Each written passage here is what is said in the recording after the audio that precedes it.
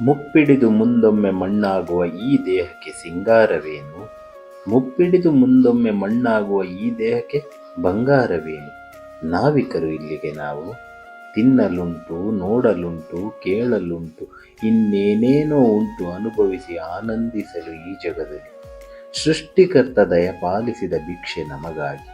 ಕ್ಷಣಕ್ಕೊಂದು ಜನನ, ಕ್ಷಣಕ್ಕೊಂದು ಮರಣ, ಇದುವೇ ಜಗದ ನಿಯಮ.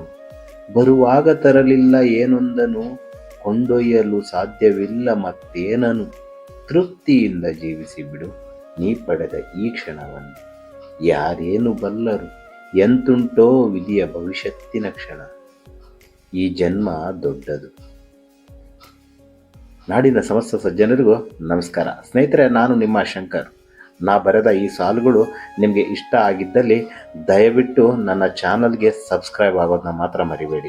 ಹಾಗೆ ನಿಮ್ಮ ಸ್ನೇಹಿತರ ವರ್ಗದಲ್ಲೂ ಕೂಡ ಈ ನನ್ನ ವಿಡಿಯೋನ ಶೇರ್ ಮಾಡುವುದರ ಮುಖಾಂತರ ನನಗೆ ನಿಮ್ಮ ಅಭೂತಪೂರ್ವವಾದ ಸಪೋರ್ಟ್ನ ನೀಡಬೇಕಾಗಿ, ಸಹಕಾರನ ನೀಡಬೇಕಾಗಿ ಕೇಳ್ಕೊಳ್ತಾ ಇದ್ದೇನೆ.